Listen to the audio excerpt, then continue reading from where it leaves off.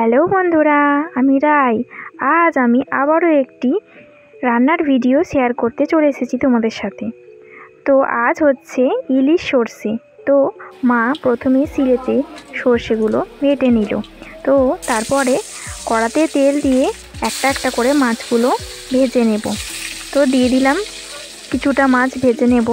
এবার তারপরে আস্তে আস্তে করে উল্টে পাল্টে নেব, কারণ এটা তো ইলিশ মাছ, বেশি নাড়ানাড়ি করলে কেটে যেতে পারে, ভেঙে যেতে পারে।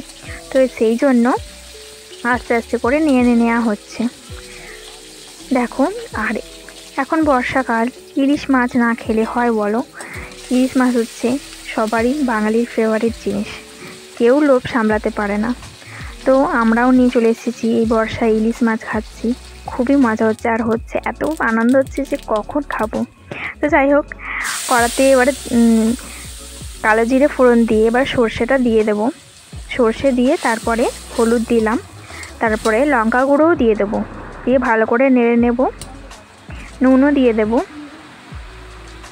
তো এবারে ভালো করে ওটাকে কষিয়ে নেব। কষিয়ে নেওয়ার পরে তারপরে আস্তে আস্তে করে এবার জলটা দিয়ে দেব।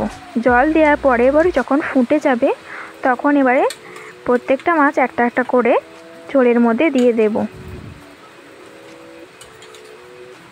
তারপরে ঝোলের মধ্যে দেওয়া হয়ে গেলে এবারে আমরা আস্তে আস্তে সেটাকে ঢাকা দিয়ে দেবো।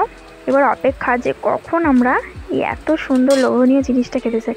আর ইলিশ সর্ষে তো আমার খুবই ফেভারিট জিনিস, যেটা দেখলেই আমার এমনি ভাত খাওয়া হয়ে যায়। তো দেখো কেমন হয়েছে তোমরা জানিও, আর ভিডিওটা ভালো লাগলে অবশ্যই লাইক করে দিও।